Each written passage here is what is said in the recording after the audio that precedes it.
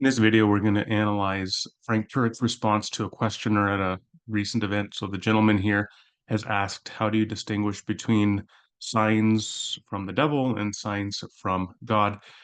Turek's answer, I think, is interesting because I think the way that he frames his answer really promotes what is in effect, if not in intent, an indoctrinational framework. So let's take a look at the first part of his response, and then I'll pause it and come in and offer some critical comments. Yes, when we say satanic signs, that's what we mean, that there is a dark realm out there. There is a dark side that can do lying signs and wonders. And Paul says, even if it was possible, they'd even be able to pull away the elect if it was possible. So we have to be very clear when we see something unusual to figure out, is this thing associated with truth and God, or is this thing associated with demons and falsehoods? That's my question, actually. Yes. Yeah. That's what we need to be aware of. Is this something that's going to affirm the current revelation that we know is true, or is this thing going to disconfirm it? And if it's going to disconfirm it, it's not from God. In fact, when people... Let's talk for a moment about indoctrination. So indoctrination is contrasted with education. Education and indoctrination both give information from like a teacher to a student, but they do so in different ways. Education does so in such a way that, if properly done, it equips the student with critical faculties to evaluate the teacher, the information they've received, and to continue to do so going forward. So they become a critical thinker. Indoctrination, by contrast, provides information in a teacher transfer manner such that it undermines or erodes the ability of the student to critically introspect information received by the instructor or information going forward. And that's the key difference between education and indoctrination. Now, indoctrination, one of the common features of indoctrination is a very sharp binary, a contrast, a dualism between insider and outsider, and information that confirms what the insiders in the community already believe is going to be assessed as valid. Information that comes from the outside and challenges in some manner the information already accepted by those on the inside is going to immediately be censured, doubted. There's going to be skepticism presented toward it. And that is a way of maintaining an indoctrinational framework. So, for example, in an indoctrinational framework, you'll say, like, well, don't listen to those people out there. They're just liars, right? Or they're of the devil, or they're all stupid or ignorant or something like that.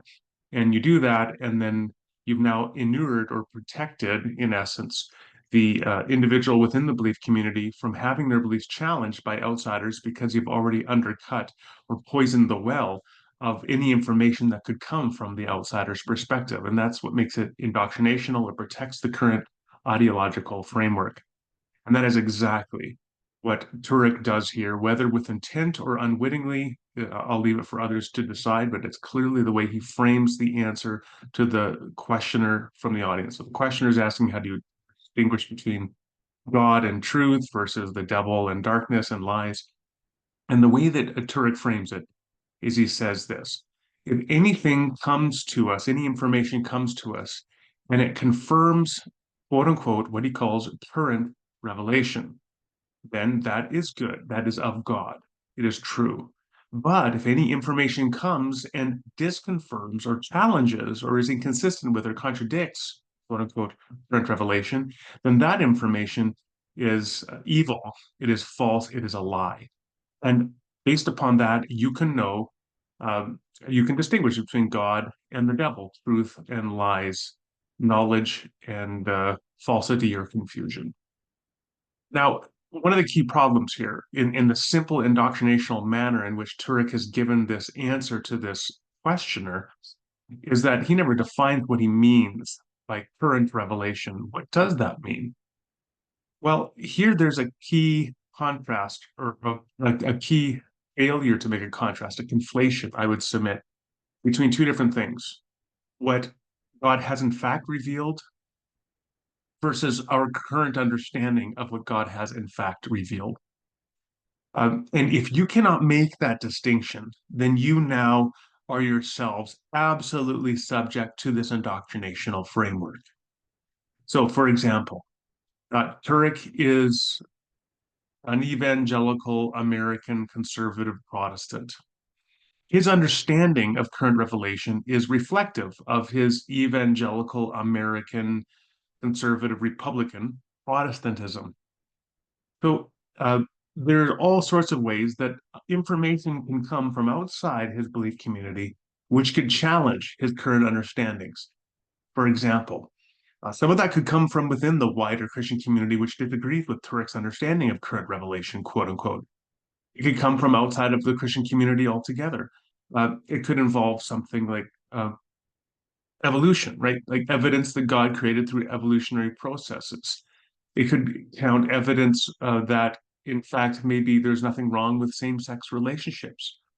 It could be evidence that maybe a Christian is best off voting Democratic for the Democratic Party in the next election. It could be evidence for the moral complexity of abortion. It could be evidence that people shouldn't have access to firearms or that Christians should be pacifists. These are all things, by the way, that I'm listing because they are inconsistent or they challenge Turek's current understanding of current revelation, as he puts it. But because Turek has already set up this framework to say anything that challenges your essentially what is in essence not just current revelation, but your understanding of current revelation is of the devil and it's a lie and you can reject it. That has set up his audience now to become indoctrinated. And I just want to close by pointing out how much of a stark contrast this is with a truly Christian perspective. And I think the truly Christian perspective that I would give to us here to conclude is Paul's encounter with the Bereans in Acts 17.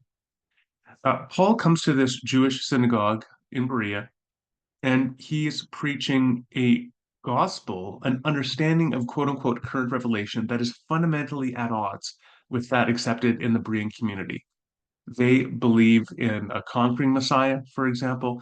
Uh, Paul is preaching a Messiah who was crucified by the Romans and rose again to new life. Of course, by implication, they were teaching understanding of the revelation of a resurrection at the end of history. Paul has now come and is proclaiming a resurrection in the middle of history. They had an understanding of current revelation where there is a fundamental contrast between Jew and Gentile. Paul is now preaching to them a gospel of inclusion of Gentiles into the community of God's people. These are some of the examples of points where Paul is fundamentally challenging the understanding of the Bereans in Acts 17. If the Bereans had Frank Turek come the week before Paul came, what Turek would have told them was anything that disagrees with your understanding of current revelation is of the devil. And then when Paul comes, they would have concluded, okay, Paul is of the devil because he's challenging our understanding of current revelation. But instead, what they did was search the scriptures to see whether what Paul said was true. In other words, they looked at relevant data sets of evidence relative to the claims being made to evaluate whether those claims were in fact warranted by the evidence. They did not conclude a priori or in principle or prior to looking at the evidence that something could not challenge their understanding of current revelation because they recognized both things. I think one is that human beings are fallible and our understanding of reality on this side of eternity is always limited and open to revision and open to correction. And second, that God is infinitely greater than us and God can do new things and reveal himself in new ways that challenge our current understandings. And based upon this, the Bereans looked to see whether there was evidence, in fact, to support Paul's radical claims. They didn't shut him down based upon the simple indoctrinational framework. And that is the fundamental contrast between Paul's approach to current revelation and human fallibility and God's action in history, and that of the Bereans, and that of Frank Turek, who is indeed promoting an indoctrinational framework.